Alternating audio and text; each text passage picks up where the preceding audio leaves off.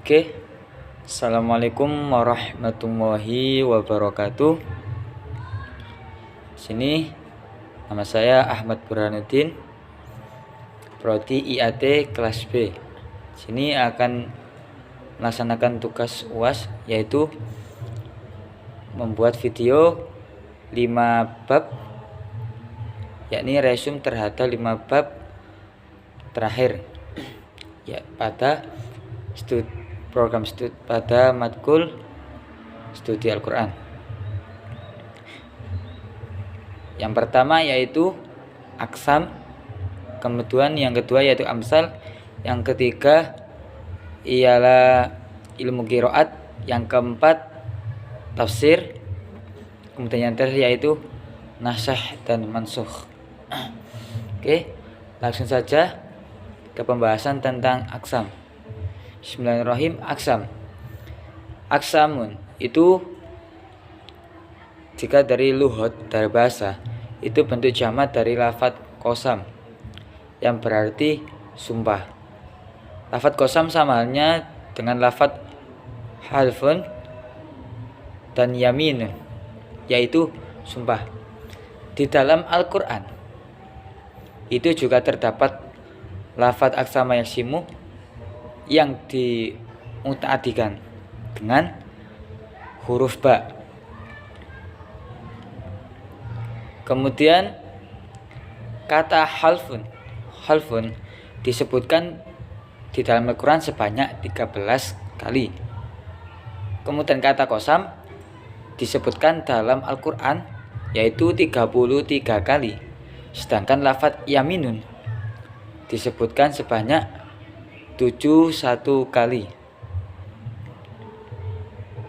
Kemudian dan lafadz aliyah disebutkan sebanyak 2 kali. Qasam dari beberapa ulama bisa disimpulkan bahwa qasam yaitu sebagai ungkapan yang digunakan dalam Al-Quran untuk menguatkan kalimat dan meyakinkan bagi pembaca tadi. Kemudian qasam atau aksam, itu memiliki beberapa unsur. Unsurnya itu ada 3. Yang pertama yaitu fi'lul qasam, itu proses pengerjaannya mengenai tentang qasam. Kemudian yang kedua yaitu muqsam bih, atau yang dijadikan qasam. Kemudian yang terakhir yaitu muqsam alaih, yang sesuatu yang diperkuat menggunakan qasam. Kemudian menjelaskan tentang faidah qasam. Faidah qasam yang pertama ialah 1. Apabila berita itu sampai pada pendengar, dia tidak menolak, dan pastinya berita tersebut dapat diterima dan dipercaya karena telah diperkuat dengan qasam tadi apabila dengan menggunakan kata Allah Subhanahu wa ta'ala. Kemudian faedah yang kedua yaitu bahwa pembawa berita akan merasa lega karena telah menyampaikan berita tersebut dengan diperkuat menggunakan sumpah atau dengan beberapa taukid atau penguat. Karena jika berita tidak disertai dengan qasam atau penguat, maka kualitas dari berita tersebut berbeda. Kemudian lanjut tentang pembahasan mengenai amsal. Amsal adalah amsal jika menurut lughah atau bahasa itu bentuk jamak dari kata masalun yang berarti perumpamaan. Sama halnya dengan kata syabah atau syabih, yaitu sama memiliki makna yaitu perumpamaan. Karena hal tersebut, jika di dalam ilmu balaghah, maka pembahasan ini disebut dengan istilah tasybih, bukan amsal.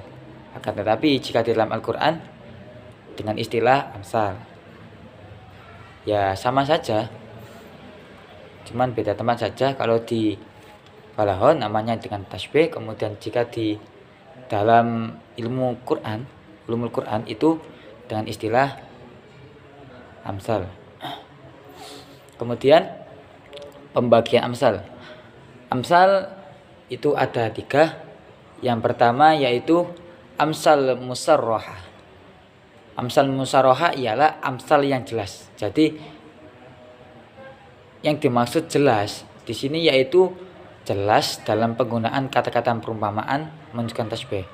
Jadi seperti contoh pada surat Hud ayat 24 yang berbunyi masalul fariqaini kal a'ma wal asammi wal basiri was sami'i hal yastawiyani masalan afala tadakkarun. Makna tersebut yaitu perumpamaan mengenai kedua golongan, yaitu yang dimaksud yaitu golongan mukmin dan golongan kafir. Itu mengibaratkan atau merumpamakan yaitu antara orang yang buta dan orang yang tuli. Kemudian yang bisa melihat dan bisa mendengar. Apakah keduanya itu sama? Afalah tadakkarun. Maka berpikirlah atau maka berzikirlah, gitu. Kemudian lanjut yang kedua yaitu amsal kamina. Yang dimaksud amsal kamina yaitu amsal yang tidak menyebutkan dengan jelas kata-kata yang menunjukkan perumpamaan, tetapi kalimat tersebut itu mengandung pengertian yang mempesona sebagaimana yang terkandung di dalam ungkapan sifat. Seperti ayat Quran yang menyerupai ungkapan bahwa sebaik-baik urusan adalah yang berada di tengah-tengah. Seperti pada surat Al-Furqan yaitu ayat Al-Furqan ayat 67 yang berbunyi Bismillahirrahmanirrahim. Walladzina idza anfaqu lam yusrifu wa lam yaqtaru wa kana baina dzalika qawama. Yang artinya, dan orang-orang yang apabila membelanjakan hartanya mereka tidak berlebihan dan tidak pula kikir, dan adalah pembelanjaan itu di tengah-tengah antara yang demikian. Maksudnya yaitu bahwa orang-orang itu membelanjakan hartanya itu pada tengah-tengah, tidak berlebihan dan tidak pula dengan pelit.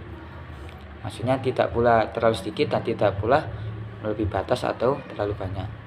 Kemudian amsal yang ketiga yaitu amsal mursalah, yaitu yang dimaksud dengan amsal mursalah ialah kalimat-kalimat Al-Quran yang disebut secara lepas tanpa ditegaskan redaksi penyerupaan tetapi dapat digunakan untuk penyerupaan.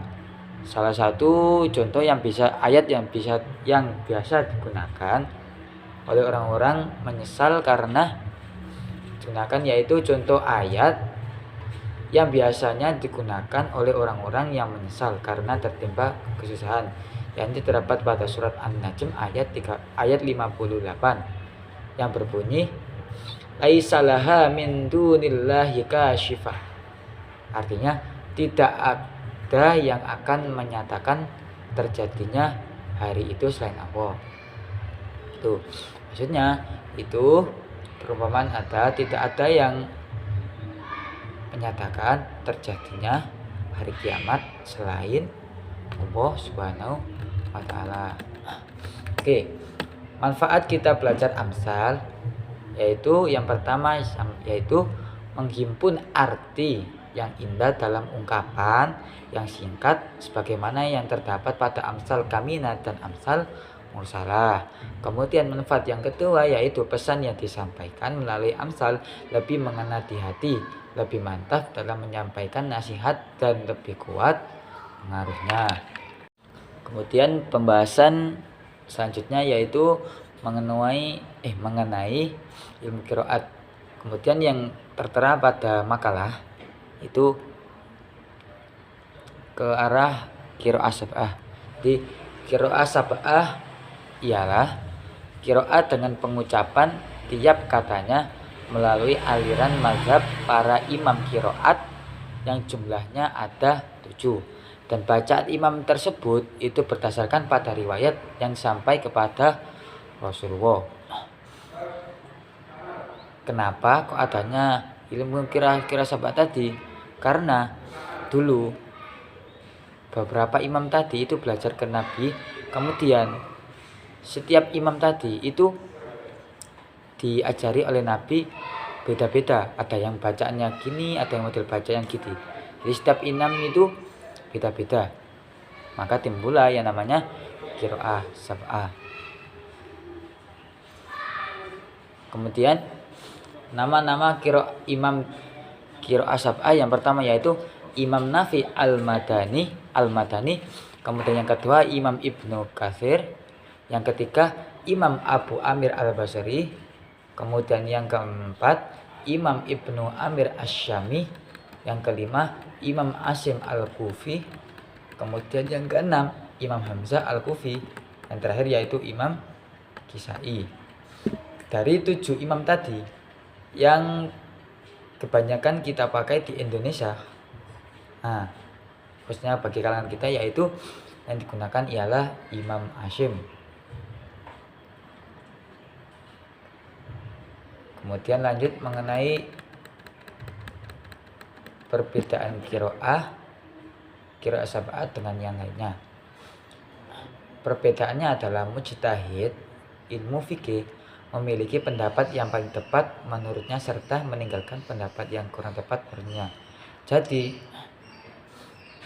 mujtahid ilmu fikih, jika dari mujtahid ilmu fikih itu beda dengan qiraah sab'ah. Jadi kalau ilmu fikih itu memilih pendapat yang lebih tepat menurutnya dan meninggalkan pendapat yang kurang tepatnya.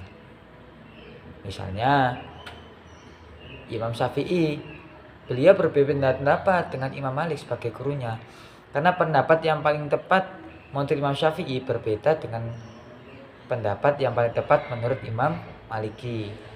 Kemudian jikalau ilmu qiraah sab'ah memilih dan memilah bacaan yang paling masyhur dipakai oleh guru-gurunya, seluruh guru-guru para pendiri qiraah sab'ah bersambung sanad bacaannya dengan Rasulullah. Karena dari itu para pendiri qiraah sab'ah hanya memilih di antara seluruh bacaan bersanad hingga Rasulullah SAW. Contoh mengenai tentang qiraah sab'ah, contoh saja di Al-Fatihah. Contoh lafaz Bismillahirrahmanirrahim. Bismillahirrahmanirrahim, 7 ulama tadi, ulama qiraah sab'ah itu tidak ada perselisihan. Jadi sama-sama baca Bismillahirrahmanirrahim, meskipun jika menurut kaidah ilmu i'rab atau ilmu nahwu itu boleh dibaca Bismillahirrahmanirrahim, Bismillahirrahmanirrahim, boleh juga Bismillahirrahmanirrahim juga boleh. Kan tapi 7 imam tadi tetap memilih Bismillahirrahmanirrahim. Kemudian lanjut pada lafaz Maliki Yaumiddin. Di antara 7 imam tadi yang setuju untuk membaca panjang mim pada lafaz Maliki Yaumiddin itu hanya 2, yaitu Imam Asyim dan Imam Kisai. Kemudian yang 5 tadi tidak mengikutinya, akan tetapi membaca Maliki Yaumiddin yaitu dengan qasar, yaitu Maliki Yaumiddin. Jikalau Imam Asyim dan Imam melanjutkan pembahasan selanjutnya yaitu mengenai tafsir. Menurut bahasa, tafsir itu diambil dari lafaz fassara yufassiru tafsiron yang berarti penjelasan. Kemudian secara istilah tafsir berarti menjelaskan makna ayat Al-Quran, konteks cerita, dan alasan diturunkannya ayat tersebut dengan lafaz yang menunjukkan kepada mana yang zahir atau mana yang jelas. Kemudian persamaan dan perbedaan antara tafsir, takwil, dan terjemah. Kesamaan antara tafsir, takwil, dan terjemah. Ketiganya, yang pertama yaitu ketiganya itu menerangkan makna ayat-ayat Al-Quran. Kemudian persamaan selanjutnya yaitu ketiganya sebagai sarana untuk memahami Al-Quran. Kemudian lanjut yaitu tentang pembedaan antara tafsir, takwil, dan terjemah. Tafsir itu menerangkan dan menjelaskan makna ayat yang lebih luas, lengkap dengan penjelasan hukum-hukum dan hikmah yang dapat diambil dari ayat itu dan seringkali disertai dengan kesimpulan kandungan ayat-ayat tersebut. Sedangkan takwil ialah berupaya memahami teks kepada makna yang dimaksud yang mungkin secara lahiriah dianggap bertentangan bila diartikan sebagaimana makna dasarnya, seperti kata ayat makna dasarnya tangan, akan tetapi jika sudah ditakwilkan maka makna tersebut bukan tangan lagi, yaitu bermakna kekuasaan. Dan terjemah yaitu mengubah kata-kata dari satu bahasa ke bahasa lain tanpa memberikan penjelasan makna yang dimaksud. Kemudian perbedaan antara tafsir dan takwil. Yang pertama yaitu kalau tafsir itu pemakaiannya banyak dalam lafaz dan mufradat. Kemudian kalau takwil pemakaiannya lebih banyak pada makna dan susunan kalimat. Kemudian yang kedua jelas diterangkan dalam Al-Quran dan hadis-hadis sahih. Kemudian kalau takwil kebanyakan diistimbatkan oleh para ulama. Kemudian yang ketiga yaitu banyak berhubungan dengan riwayat. Kalau takwil banyak berhubungan dengan diroyah atau pengetahuan empiris. Kemudian perbedaan yang keempat yaitu kalau tafsir digunakan dalam ayat-ayat muhkamat atau sudah jelas. Kalau takwil banyak digunakan dalam alat-alat yang mutasyabihat, jadi ayat-ayat yang keserupaan. Kemudian perbedaan yang kelima yaitu tafsir itu bersifat menerangkan petunjuk yang dikehendaki, sedangkan kalau takwil itu menerangkan hakikat yang dikehendaki. Kemudian pembahasan yang terakhir yaitu mengenai nasikh dan mansukh dalam Al-Quran. Nasikh memiliki beberapa arti dalam bahasa, yaitu izalatus syai' wa a'damuhu, yaitu menghapus sesuatu dan menghilangkannya, yang berarti natlu asy-syai', yaitu menukil sesuatu atau menyang sesuatu, yang berarti lagi tabdil atau mengganti, yang berarti tahwil atau mengalihkan. Jika nasakh secara nasakh dalam hal istilah yaitu menghapus hukum syarak dengan dalil syarak lainnya. Tujuannya diadakannya nasakh yaitu mengadopsi hukum syarak untuk melanggengkan keterkaitan antara hukum mansukh dengan perbuatan mukallaf. Jika kita menarik dari definisi tadi, kita bisa menarik beberapa kesimpulan, yaitu pedoman nasakh dan mansukh. Pedoman untuk mengetahui nasakh dan mansukh dengan beberapa cara.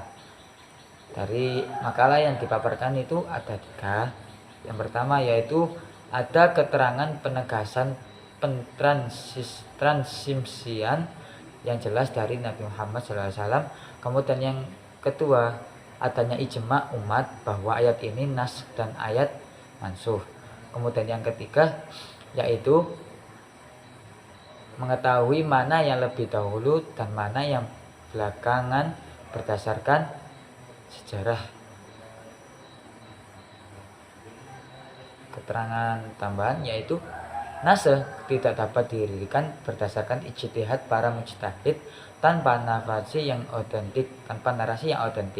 tidak ada pendapat penafsiran atau ayat-ayat yang secara lahiriah bertentangan kemudian masuk Islam oleh kedua perawi. Edisi kali ini adalah tentang kisah yang menarik dan bersejarah.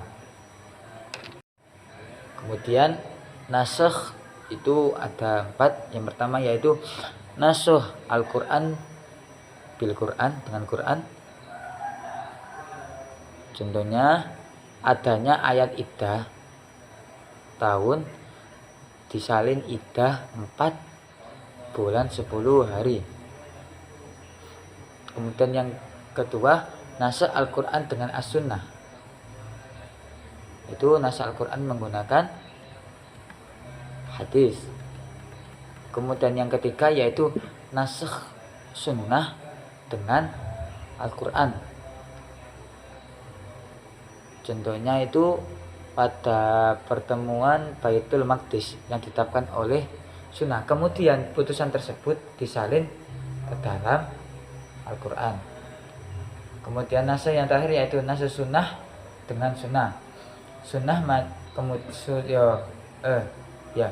Sunnah macam ini terbagi pada 4 yaitu nasakh sunnah mutawatir dengan sunnah mutawatir, nasakh sunnah ahad dengan sunnah ahad, nasakh sunnah ahad dengan sunnah mutawatir. Kemudian yang terakhir yaitu nasakh mutawatir dengan sunnah ahad.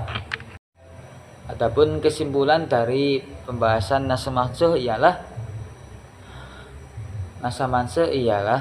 mengangkat atau menghapus hukum syarak dengan dalil atau kitab syarak yang lain. Dalam nasakh diperkuat syarat yaitu hukum yang mansukh adalah syarak. Dalil penghapusan hukum tersebut adalah kitab syar'i yang datang lebih kemudian dari kitab yang dimansukh dan kitab yang dihapus.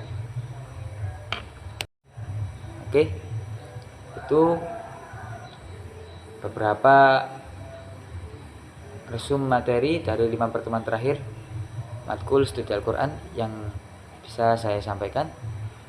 Kurang lebihnya dari awal hingga akhir saya mohon maaf yang sebesar-besarnya.